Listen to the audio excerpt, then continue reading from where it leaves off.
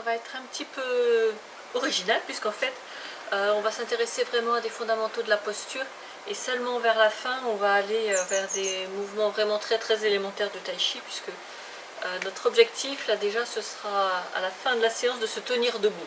Donc on va vraiment aller vers des fondamentaux.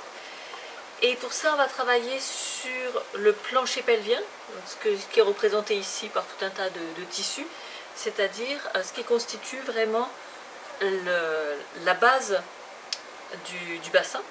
Donc ici sur ce bassin on a donc les os qu'on peut repérer ici, qui sont les os iliaques, les ischions sur lesquels on s'assoit, et puis si on regarde que les os, il y a une ouverture qui est remplie en fait ici par des muscles. Et ça c'est ce qu'on appelle le plancher pelvien. Et aujourd'hui on va travailler sur l'utilisation du plancher pelvien pour avoir une posture plus érigée. Et puis on ne va pas s'arrêter là parce que sinon en fait cette posture érigée a tendance à s'en aller. On va travailler aussi sur les muscles qui sont ici, donc qui rejoignent cet os-là à cet os-là, qu'on retrouve ici, et qui sont les fibres basses de la couche la plus profonde des abdominaux, qu'on appelle les abdominaux transverses. Donc souvent quand on entend travail sur le plancher pelvien, on a tout un tas de muscles, d'exercices en tête, qui sont des contractions à maintenir le plus longtemps possible, et en fait ça ne fonctionne pas. C'est même néfaste, puisque moi quand j'ai travaillé ce genre de choses, ça induit de l'incontinence urinaire. Donc c'est pas du tout ça que nous allons faire. Nous allons travailler séparément sur la partie antérieure du plancher pelvien, où là on va effectivement utiliser de la stimulation, mais on va apprendre à relâcher la partie postérieure du plancher pelvien, et donc on va travailler séparément l'avant et l'arrière, et on va bien travailler sur les couches les plus profondes, donc ce qu'on appelle de façon un peu technique le muscle releveur de l'anus, et surtout pas sur ces muscles superficiels qui servent de sphincter, etc. C'est pas du tout ça sur lequel on travaille. Donc si vous avez en tête des exercices que vous connaissez déjà sur le plancher pelvien, essayez plutôt de les oublier, parce qu'il se peut que les consignes ne soient pas correctes ou que les habitudes que vous avez prises lors de l'exécution ne soient pas correctes non plus. Et dans ces cas-là, ça peut être plus nuisible que bénéfique. Alors, nous allons faire des choses qui ne sont pas du tout spectaculaires. Donc la difficulté de cette séance, c'est que on va essayer de ressentir des choses qui sont très fines, très subtiles, et dans lesquelles il n'y a rien à voir. En fait, je vais quasiment rien vous montrer, donc je vais vous guider par la parole, mais il n'y a presque rien à voir, et il y a très peu à sentir. C'est-à-dire qu'on va vraiment être sur des sensations très fines, très subtiles. Donc si vous voyez des grands mouvements, ou si vous sentez des contractions fortes, c'est qu'on n'est pas dedans. Donc ça va être une séance exigeante par l'attention qu'il va falloir fournir, mais pas par la contraction. On va travailler en 3 étapes. Donc d'abord on va démarrer assis pour vraiment travailler la posture assise, comment on s'ancre dans son bassin, et on est vraiment enraciné dans son bassin, comme les bébés qu'on peut tenir par leur bassin qui tiennent tout seuls. Nous on peut exactement faire la même chose. Donc pour être vraiment dans cette posture, là on va apprendre à relâcher la partie postérieure du plancher pelvien. Et puis ensuite on va travailler dans un deuxième temps sur comment tonifier la partie antérieure, et puis dans un troisième temps sur comment garder cette posture toute la journée à l'aide des abdominaux transverses. Donc première étape, comme il s'agit d'être vraiment ancré dans son bassin, on ne va pas se créer de problèmes supplémentaires avec les jambes, et c'est pour ça que je vous incite à démarrer assis. Alors le plus simple c'est d'être sur une chaise, comme ce que je vous propose, mais une autre possibilité, si vous voulez peut-être mieux sentir les ischions, c'est de vous asseoir directement sur vos talons. Donc pas sur une chaise bien sûr, hein, sur le sol, donc sur le talon comme ceci, ou sur le talon comme cela, de façon à poser vraiment les ischions sur vos talons et avoir un stimulus. Mais vous allez voir qu'à un moment on va avoir besoin des pieds, donc vous ne pourrez pas utiliser cette posture tout de suite, mais pour le début ça peut être bien. Si vous choisissez de travailler sur la chaise, à ce moment-là le problème c'est qu'on ne sent pas très bien les ischions, donc on peut utiliser des balles souples. Alors ça c'est en fait les balles de tennis pour les tout petits enfants qui commencent, pour être sûr qu'ils rattrapent les balles. C'est des énormes balles, et ce qui est bien c'est qu'elles sont molles. Je les ai laissés par deux parce que je les utilise aussi pour masser la colonne. Donc là, on n'en a besoin que d'une seule.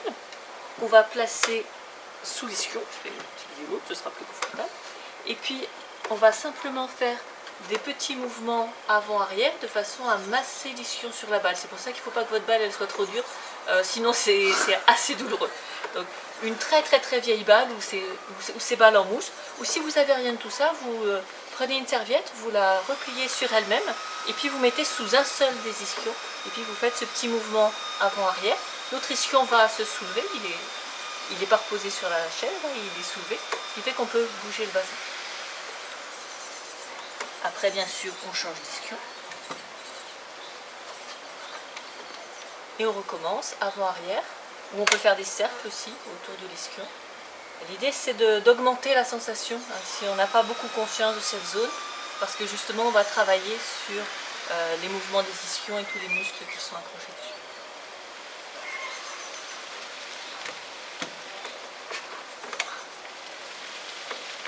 Donc la première étape pour pouvoir s'enraciner dans le bassin, c'est que le bassin soit dans la bonne position.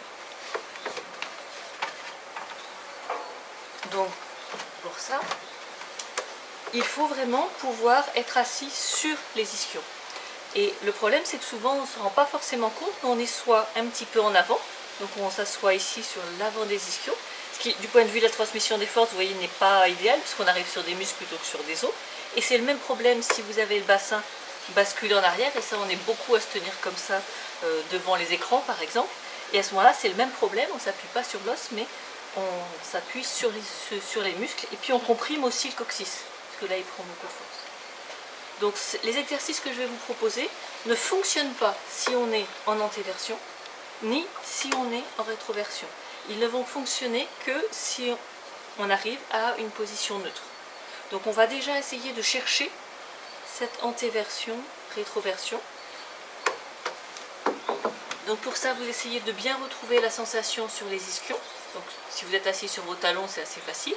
Sinon, massez suffisamment pour bien les sentir. Et puis essayez le bassin à basculer vers l'avant. Sentir que là, on s'appuie sur l'avant du plancher pelvien. Ça presse sur la zone urogénitale. Et au contraire, si on se bascule en arrière, là, ça presse sur l'arrière du plancher pelvien, là où il y a l'anus. Et par contre, je peux trouver une zone neutre où ça appuie sur l'os et non pas sur les muscles avant ni sur les muscles arrière. Et c'est cette posture-là qu'on va essayer de garder tout le temps. Et donc, si vous regardez dans cette posture neutre, le sacrum, il n'est pas à l'horizontale. S'il est à l'horizontale, c'est forcément que je suis en rétroversion. Il est un petit peu incliné, et ça c'est sa position normale, et en fait c'est normal qu'il y ait un petit creux ici dans le dos, hein. C'est tout à fait sain qu'il y ait ce creux, et il faut le conserver.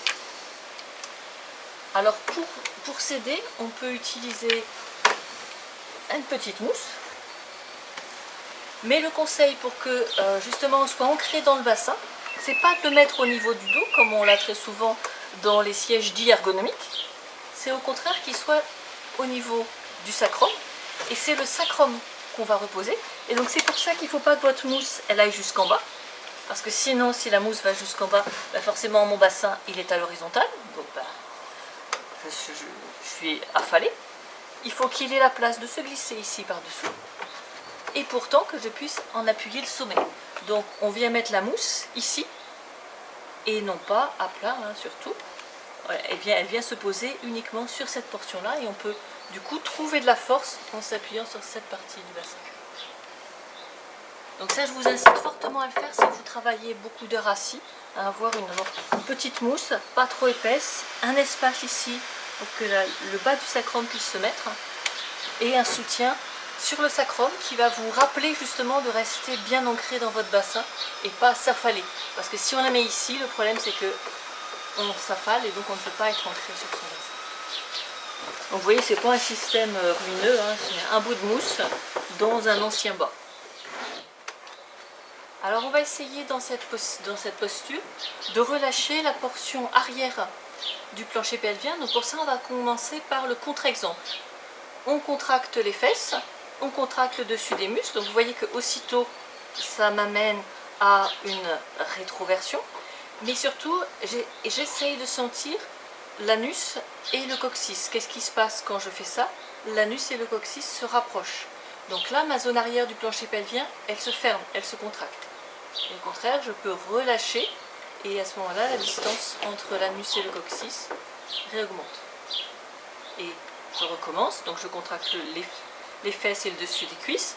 La distance coccyx-anus se réduit. Donc ça, c'est là, il y a ce qu'on appelle un ligament et on peut réduire cette distance.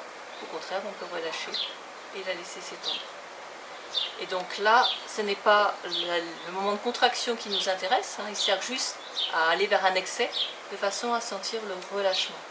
Et c'est cette sensation de relâchement dans l'arrière du plancher qui va nous permettre vraiment de nous ancrer. Donc maintenant, essayez de sentir dans les jambes. Donc, il faut avoir quand même une posture où vous n'avez pas les jambes trop relevées. Il faut que le poids du corps puisse naturellement descendre vers les genoux et les pieds. On recommence, même chose, on contracte, donc ça nous amène en rétroversion. Et maintenant, quand on relâche, regardez que ça amène du poids sur les pieds. Et donc, idéalement, il faudrait que quand on est en posture assise, ce soit suffisamment détendu pour que 60% du poids du corps soit tenu par le bassin, mais qu'il puisse y avoir 40% qui aille vers les pieds.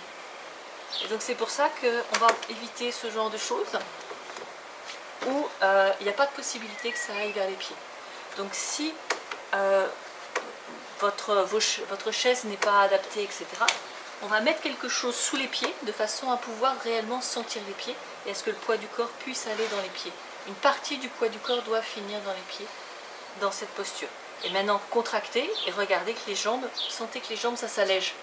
Et si on relâche l'arrière, à ce moment-là, on va aller vers un enracinement. Donc ça, c'est quelque chose qui peut être un peu long à trouver, parce que, pour de multiples raisons, on peut avoir le plancher pelvien qui est toujours contracté, et un muscle toujours contracté, on ne sent pas qu'il est contracté.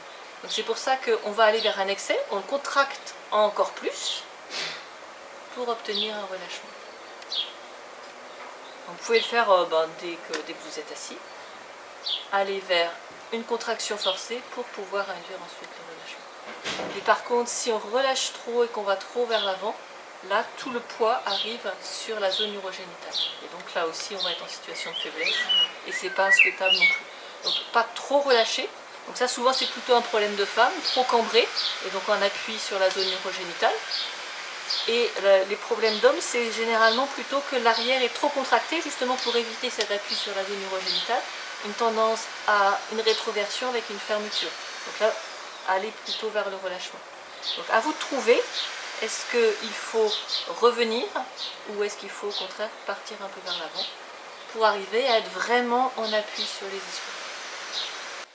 On va utiliser cette ouverture du plancher pelvien arrière pour trouver une autre façon de se pencher vers l'avant. Donc on va commencer par le contre-exemple. Donc on serre les ischions par l'arrière, tout en essayant de se pencher vers l'avant. Et donc on sent que là ça résiste, hein, ça fait une tension ici, et on est relativement limité. Maintenant on fait l'inverse, on laisse les ischions s'éloigner, et puis surtout s'éloigner au fur et à mesure qu'on se penche vers l'avant. Et là non seulement il n'y a pas de tension, mais on peut aller beaucoup plus loin. Donc on va le refaire debout. Même exercice debout. Donc d'abord le contre-exemple. Vous maintenez les ischions serrés par l'arrière tout en essayant de vous pencher vers l'avant. Essayez de sentir ce qui se passe, notamment au niveau des articulations sacro-iliaques. Quand on fait ça, moi ça me fait des tensions, je sens qu'elles n'aiment pas. Et puis je suis un peu limitée. Même si je triche en tirant sur mes bras, je ne vais sûrement pas toucher le sol. Maintenant on démarre avec des ischions normaux, on ne les crispe pas, puis surtout on les laisse s'écarter au fur et à mesure qu'on descend, et là ça descend tout seul. Encore une fois, la bonne version. Donc vous relâchez l'arrière, donc vous êtes en position neutre, et puis vous laissez les ischions s'éloigner, s'éloigner, s'éloigner, s'éloigner. Et pour remonter, on pousse sur les pieds pour que ça se ferme. Encore une fois, on se grandit, on laisse les ischions s'ouvrir là vers l'arrière pour pouvoir descendre tranquillement. On appuie sur les pieds. On remonte.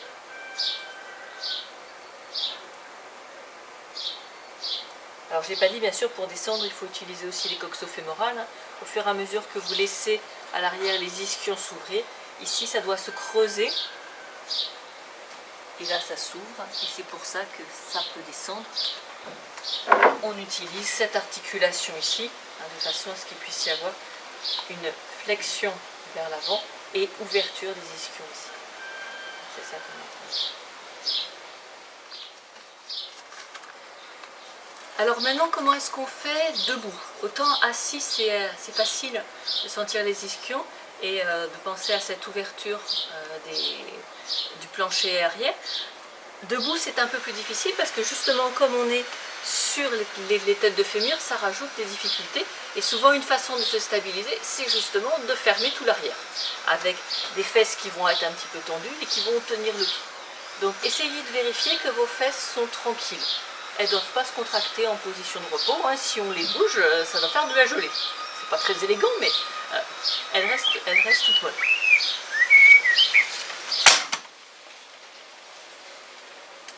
Alors, une façon que l'on peut utiliser pour relâcher le plancher pelvien arrière, c'est qu'en fait, il existe une connexion entre le plancher pelvien et les pieds.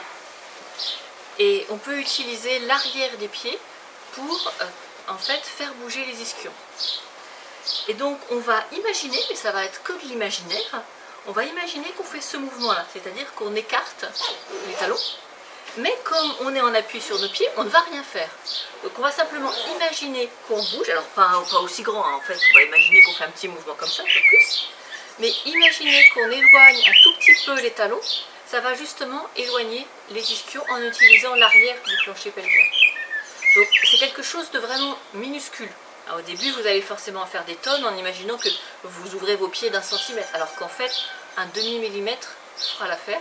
On veut juste retrouver cette sensation de relâchement du plancher pelvien arrière. Et puis après, on dévrille les jambes, on les laisse revenir en position de départ. On recommence, on imagine qu'on ouvre alors presque rien les talons, puis qu'on les remet à la position initiale. Je vous avais dit qu'il n'y avait rien à voir. On va rien voir. Par contre, ce qu'on va voir, c'est qu'on va faire l'enroulement avant en utilisant le truc et en ne l'utilisant pas. Donc, pour le moment, on n'imagine rien sur les pieds. Vous faites votre enroulement comme vous avez l'habitude. Vous voyez, je ne touche pas le sol. Parce que là, je n'ai pas relâché volontairement le plancher arrière, donc il est resté une petite tension. Maintenant, au fur et à mesure que je vais m'enrouler vers l'avant, je vais imaginer que j'écarte presque rien mes talons. Presque rien, mais c'est un presque rien qui fait descendre. Et je peux rapprocher un presque rien mes talons pour remonter. Encore une fois, on descend, on écarte, on imagine qu'on écarte à peine les talons pour descendre. Et on imagine qu'on remet les talons en place pour remonter. Pour voir qu'on les rapproche un peu. On revient en position neutre. On recommence, on se grandit. On imagine qu'on écarte les talons. On descend. On imagine qu'on resserre les talons. Et on revient en position neutre. Donc là, on utilise le relâchement du plancher pelvien pour faciliter un mouvement vers l'avant. Alors on va utiliser aussi ce relâchement du plancher pelvien arrière pour tout ce qui est descente, ce qu'on appelle ramasser le tigre. Et on voit souvent des personnes qui, pour descendre plus bas, se penchent vers l'avant. Alors il peut y avoir deux raisons à ce problème. La première peut être que si on descend vraiment sur les talons, il arrive un moment où ça coince et il n'y a pas d'autre possibilité que de se pencher vers l'avant pour se remettre sur le centre du pied pour pouvoir continuer le mouvement. Mais souvent, justement, c'est un problème de plancher pelvien. C'est que si le plancher pelvien arrière est complètement tendu, complètement resserré, il arrive un moment où, pareil, on n'a pas de mobilité, notamment pas de mobilité dans la hanche. Et pour relâcher le plancher pelvien arrière, se pencher vers l'avant est un moyen d'écarter les ischions et de pouvoir poursuivre le mouvement. Or, on souhaite pouvoir aller ramasser le buste le plus droit possible, donc sans se pencher en avant et en libérant complètement les articulations coxo-fémorales. Donc pour ça, on va utiliser tout ce qu'on vient de faire précédemment. Donc d'abord, contre-exemple, vous serrez les ischions et vous ne les laissez pas s'éloigner au fur et à mesure que vous descendez.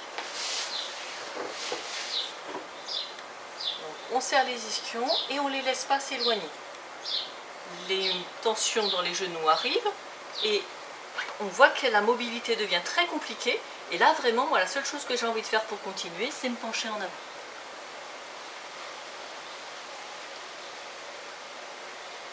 Maintenant, on va faire l'autre solution.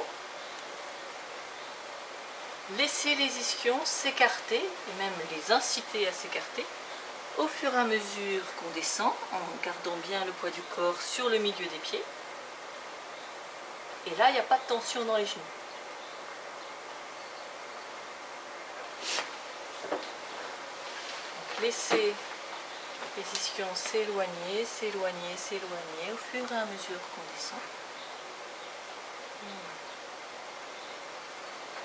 Si vous n'y arrivez pas, vous pouvez utiliser le truc qu'on a évoqué précédemment. C'est-à-dire qu'au fur et à mesure de votre descente, vous pouvez imaginer que les talons s'éloignent un tout petit peu. Mais alors si on le fait trop, ça fait d'autres tensions. Et on peut imaginer que les talons se rapprochent sur la remontée. Si vous faites ça, imaginez vraiment un micro mouvement, sinon vous allez créer trop de spirales dans les jambes et ça va faire des problèmes aux genoux.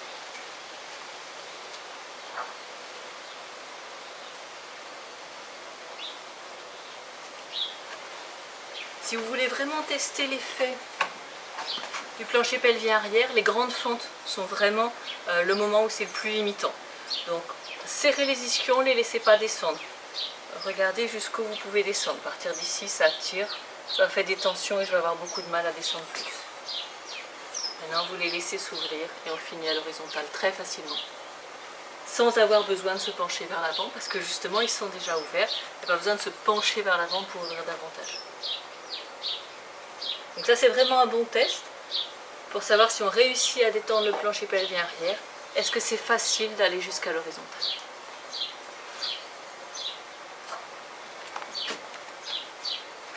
Donc ça, c'est notre première étape qui nous sert essentiellement à trouver une posture assise où on est vraiment ancré dans le bassin, parce que le bassin est bien vertical et que le plancher pelvien est bien relâché, ce qui fait qu'on n'est ni en avant ni en arrière. Mais avec ça, on peut être très bien dans son bassin et être écrasé. Mon bassin là est correct, mais tout ce qui est au-dessus est complètement écrasé. Donc c'est pas suffisant. Il faut aussi mettre de la tonicité dans la posture pour ne pas être dans une situation écrasée, mais une situation où je vais utiliser l'étirement pour avoir une posture où s'équilibrent les étirements et les compressions, ce qu'on appelle une posture en tenségrité. Donc pour cette deuxième partie, il faut repartir d'un bassin qui est bien vertical, donc bien ancré sur les ischions, et pour ça il faut que le plancher pelvien arrière soit bien relâché. Donc je vais supposer que cette partie-là est acquise, et donc maintenant le problème c'est comment on va éviter d'être affaissé tout en étant bien ancré sur son bassin. On peut être parfaitement ancré et être tassé. Comment est-ce qu'on va remettre de la tonicité dans la posture pour qu'au contraire elle soit érigée? Donc là on va devoir bien dissocier la partie arrière qui reste relâchée. Il faudra faire attention qu'à aucun moment vos fesses ne se contractent ni que la partie arrière se retende. On garde toujours cet espace entre l'anus et le coccyx, il faut que ça reste tranquille. Et au contraire on va remettre de la tonicité sur l'avant. Donc on utilise toujours ce même grand muscle qu'on appelle le releveur de l'anus et qui tapisse vraiment tout le plancher pelvien dans sa couche la plus profonde, parce qu'on ne veut pas agir sur les couches les plus superficielles qui, elles, ont comme travail de fonctionner comme sphincter, et donc elles n'interviennent pas dans ce système de posture. Il ne faut surtout pas les perturber, et c'est pour ça qu'il ne faut pas faire d'exercice utilisant le fait d'arrêter d'uriner ou des choses comme ça, parce que là on travaille sur la couche superficielle, alors qu'en fait vous voulez muscler la couche profonde, donc forcément ça fonctionne pas. Alors le problème c'est que on ne sait pas activer consciemment ce releveur de l'anus, c'est pour ça qu'on est obligé de travailler sur plein de petits trucs, et on va encore utiliser la connexion entre le pied et le plancher pelvien pour l'activer. La façon la plus simple, c'est d'appuyer avec toute la surface du pied. Donc on peut porter son attention sur le gros orteil et le centre du talon et presser doucement, délicatement. Si on presse beaucoup, il ne va rien se passer. On y va lentement, progressivement. On peut partir volontairement d'une structure un peu avachie et on appuie doucement sur les pieds pour sentir ce que ça crée au niveau du bassin. Donc démarrer avec quelque chose d'un peu trop mou, bien relâché, mais justement trop relâché. On appuie délicatement, lentement sur les pieds et ça crée un peu de tonicité. On peut travailler sur un seul pied pour sentir ce que ça fait dans le demi-bassin correspondant. On peut travailler après sur l'autre pied. Et si on le fait trop, on va avoir aussitôt les fessiers qui vont s'activer, contraction aussi sur l'arrière des cuisses, et donc du coup changement de la position du bassin. Donc c'est pour ça qu'il faut y aller vraiment tout doucement. Vous pouvez d'ailleurs vérifier que si vous vous mettez en rétroversion et que vous appuyez, il ne se passe plus rien. Si vous vous mettez en totale antéversion et que vous appuyez, il ne se passe plus rien non plus. Il faut vraiment être en position neutre pour que cet appui sur le bassin active, alors de façon totalement réflexe, indépendante de volonté, la partie basse ici du muscle transverse. On met toute son attention entre le nombril et le pubis. On ne fait rien volontairement dans cette zone, mais écoutez ce qui se passe quand vous pressez lentement et très doucement, très peu le pied, et quand vous relâchez. On a une mini contraction de la couche la plus profonde des abdominaux. Et on ne voudra jamais plus que cette mini contraction. Donc je peux volontairement contracter cette partie, au maximum. Ça ne me sert pas pour la posture. Pour la posture, je n'ai pas besoin de plus que 20% de cette contraction maximum. Et c'est ce qui se passe quand j'appuie seulement un petit peu sur les pieds. Là, j'ai une toute petite tonicité et je n'ai pas besoin de plus.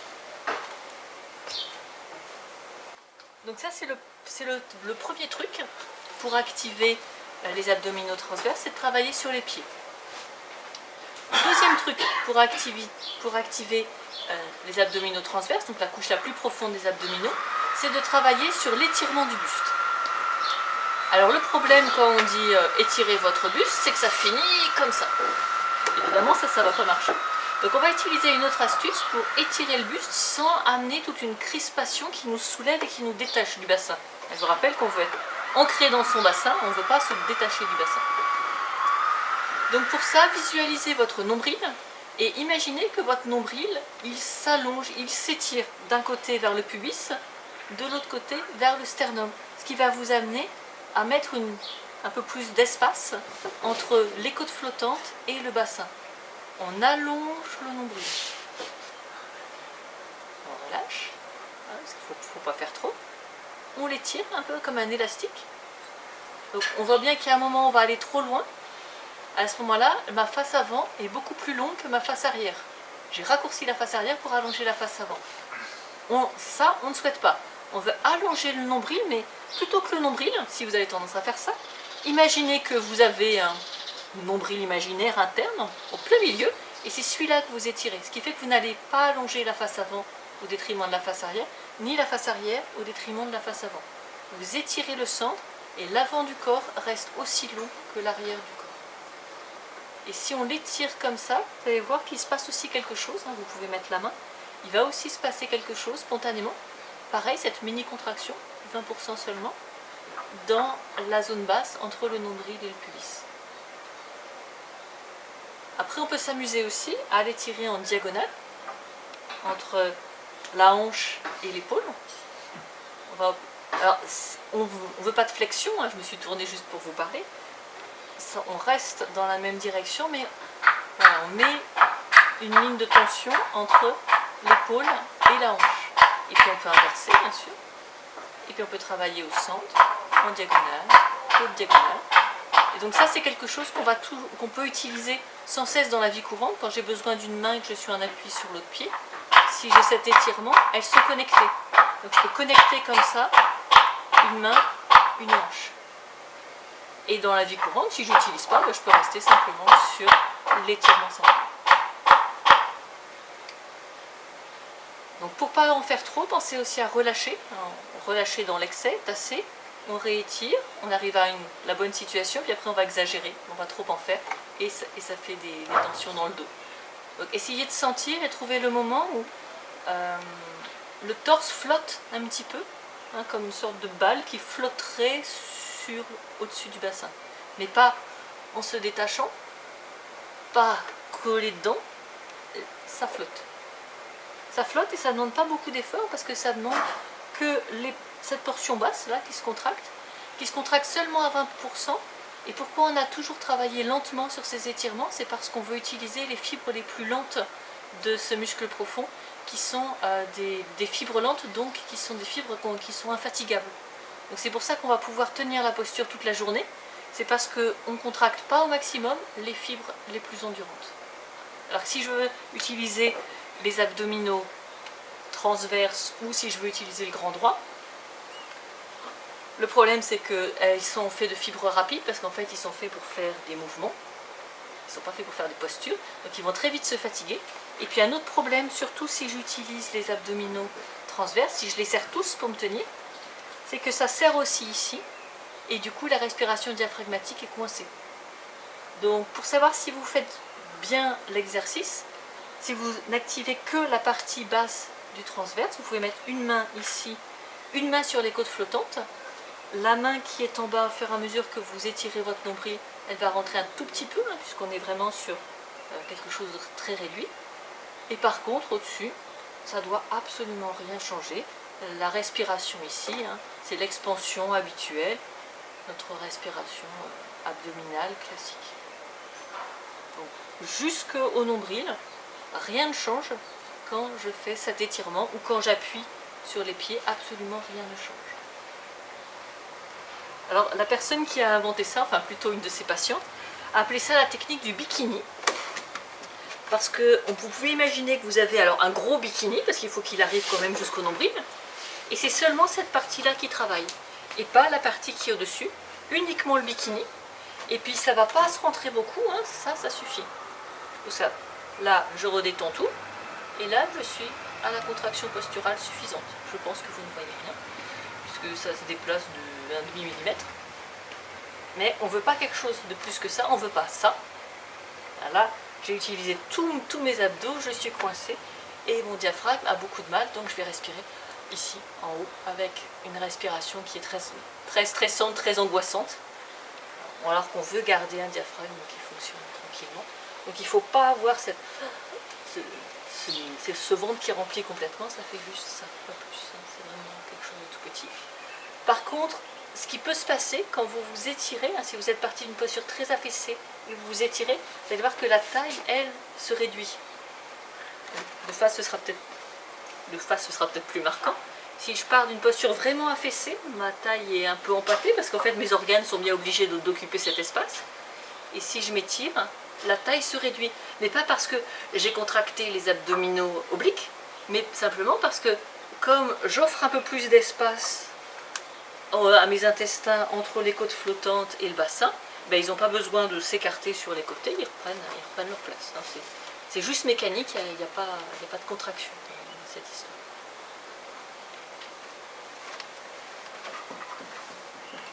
Donc ça c'est la façon la plus simple d'activer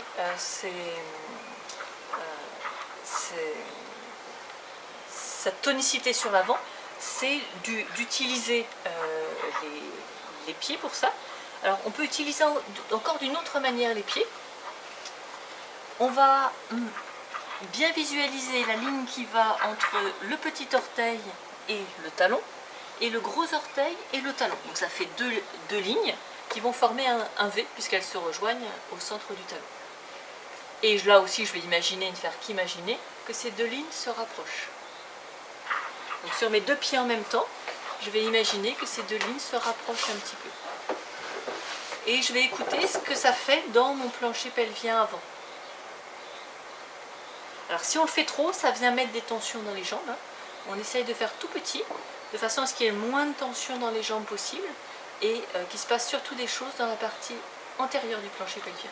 Si vous en faites trop, l'arrière va se coincer, les fesses aussi. On reprend la position tranquille avec le plancher pelvien arrière bien ouvert et on ne fait que serrer un tout petit peu la partie avant de façon à avoir plus de tonicité.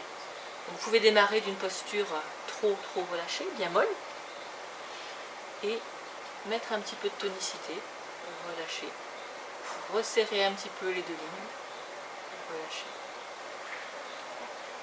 Et après, essayez de trouver la bonne dose qui fait que le torse a l'air de se tenir tout seul, qui fait que quand on relâche, il reste. On utilise le truc au démarrage pour trouver, et puis après, ça reste parce que justement, on va avoir les abdominaux transverses qui vont pouvoir tenir tout ça.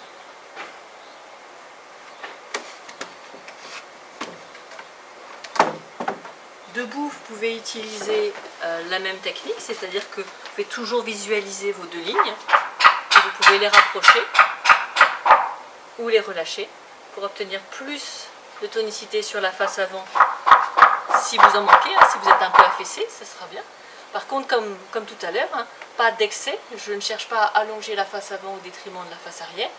Je garde la même longueur sur la face avant et sur la face arrière, et c'est plutôt une tonicité qui passe au centre du corps que uniquement sur l'avant. Et je garde les fesses tranquilles, le plancher pelvien arrière tranquille aussi.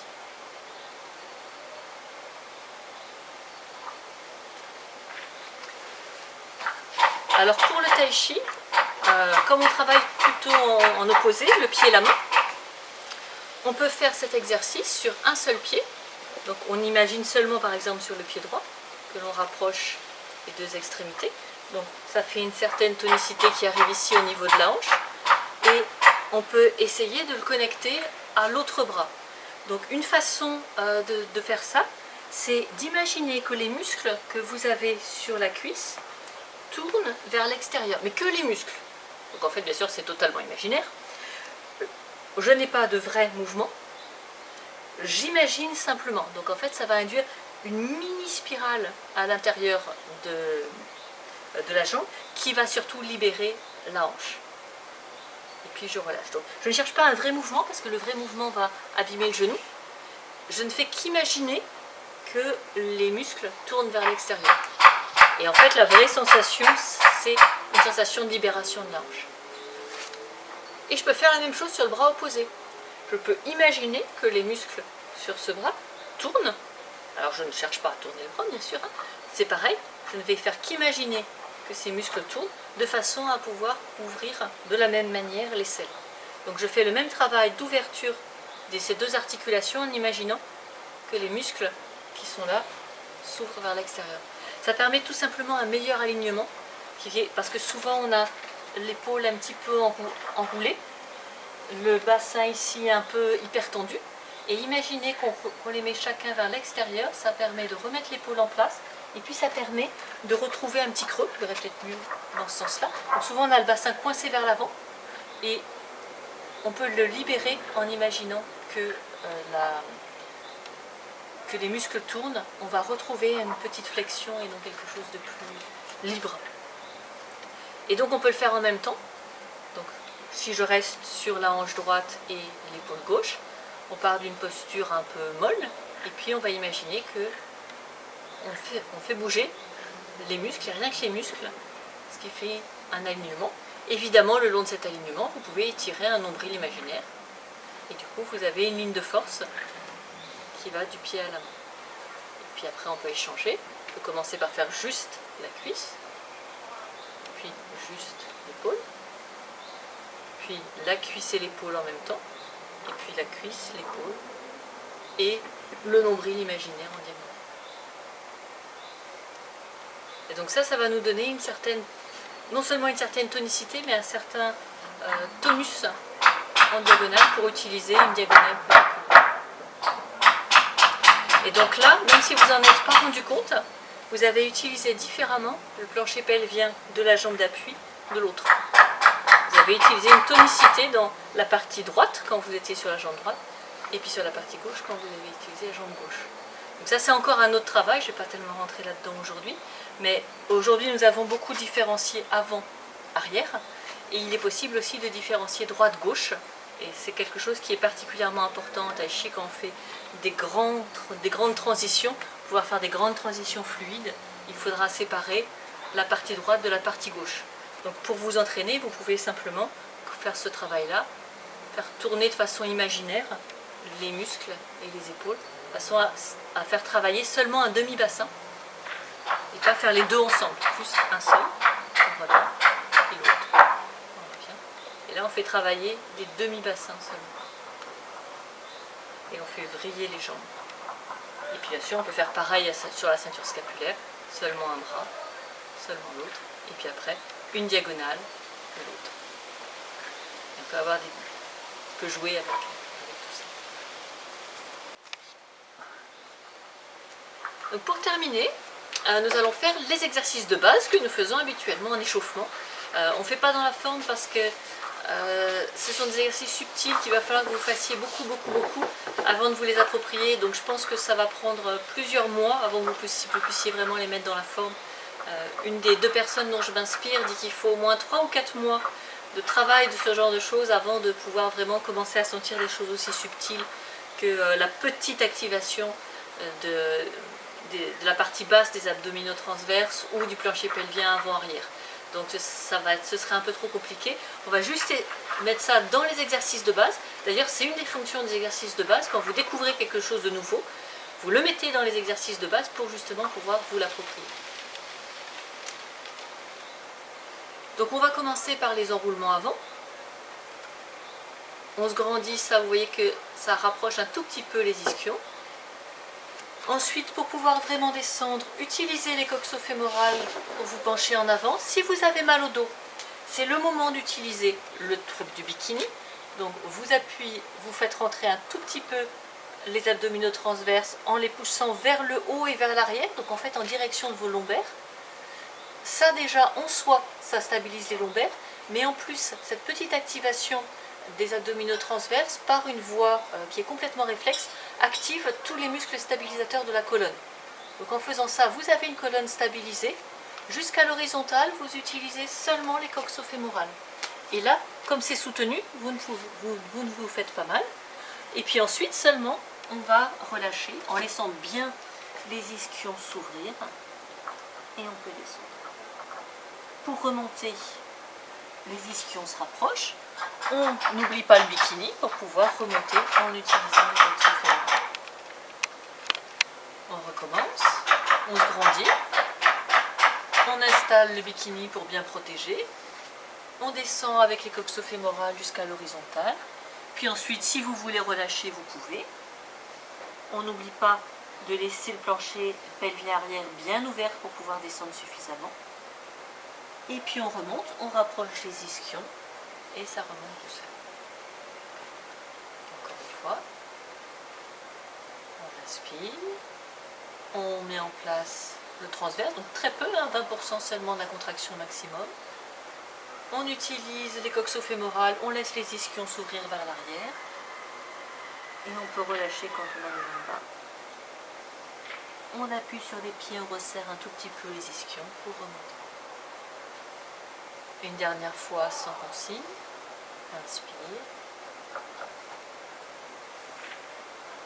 Oh.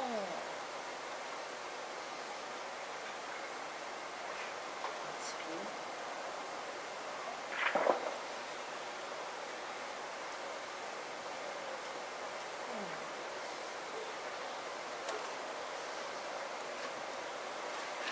Enroulement sur une jambe.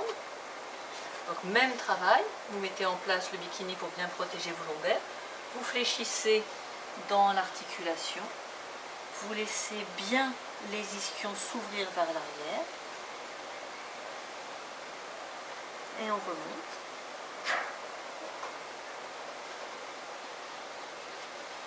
On ramène le pied, on reste bien en appui sur l'autre. On ouvre suffisamment les pieds pour qu'ils ne se croisent pas. On stabilise les lombaires avec les abdominaux transverses. Puis puis on peut relâcher. On remonte. Inspire. Demi-tour. Passez les mains. Oh.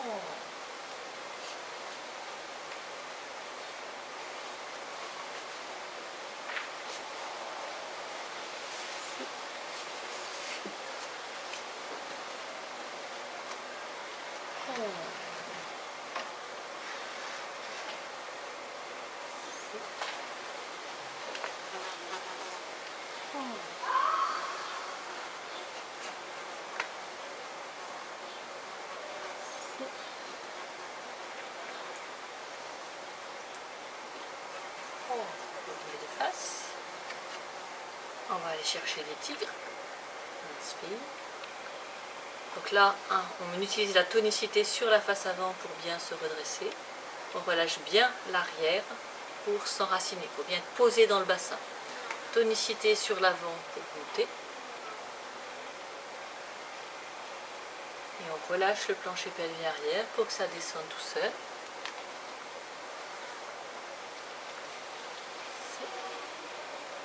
On relâche à l'arrière.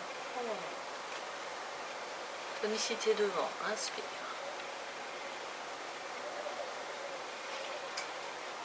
Laisse les ischions s'écarter sur l'arrière. Expire. Il se rapproche, on remonte. Il s'éloigne, on s'assoit. Il se rapproche. On se grandit. Inspire.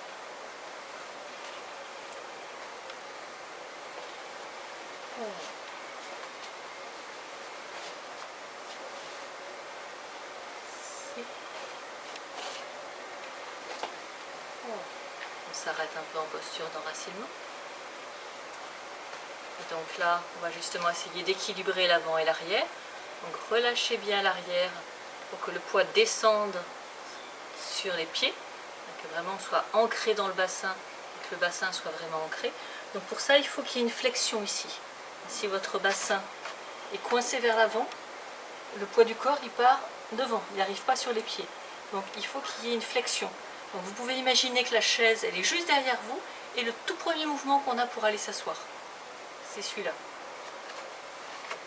Donc je décide de m'asseoir, j'arrête, je change d'avis. Et voilà, ça c'est l'imposture. Vous relâchez bien le plancher pelvien arrière. Si vous êtes trop mou, si c'est affaissé, mettez de la tonicité sur l'avant jusqu'à avoir l'avant et l'arrière de même longueur. Imaginez que vous tournez les muscles des cuisses vers l'extérieur. Imaginez que vous tournez les muscles des bras vers l'extérieur. Ensuite, on va essayer d'aligner verticalement. On peut imaginer que dans le bassin, il y a l'espace pour une grosse boule. Mais aussi dans la cage thoracique, comment je mets ces boules l'une sur l'autre. On peut faire des micro-mouvements pour trouver comment on va les aligner. Et puis la tête aussi, elle peut bouger complètement sur le cou, c'est encore une boule. Comment je la positionne sur les deux autres.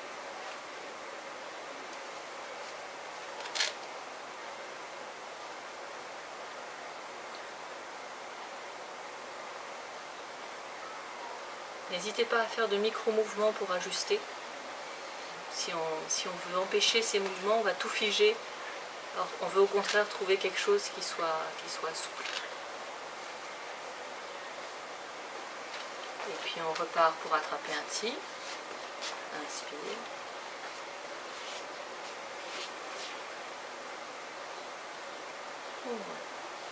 Inspire.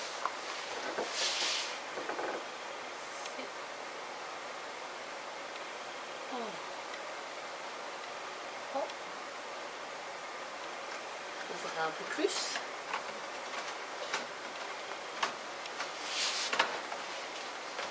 On part sur un côté, donc là on relâche bien le plancher pelvien arrière et on ramène les ischions pour faire remonter. On les laisse s'écarter. on les ramène pour remonter. Surtout, on ne se penche pas en avant. Nous n'avons pas besoin de nous pencher en avant pour relâcher les ischions. On peut le faire directement.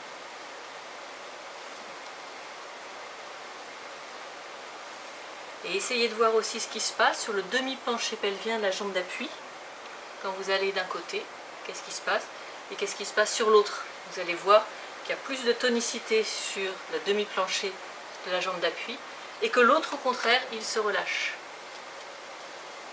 Et donc on pourra travailler droite-gauche pour ces transferts en travaillant sur les demi-planchers pelviens. Mais ceci est une autre histoire pour une autre aventure. Donc je vous remercie d'avoir déjà fait celle-ci avec moi et à une prochaine. Au revoir.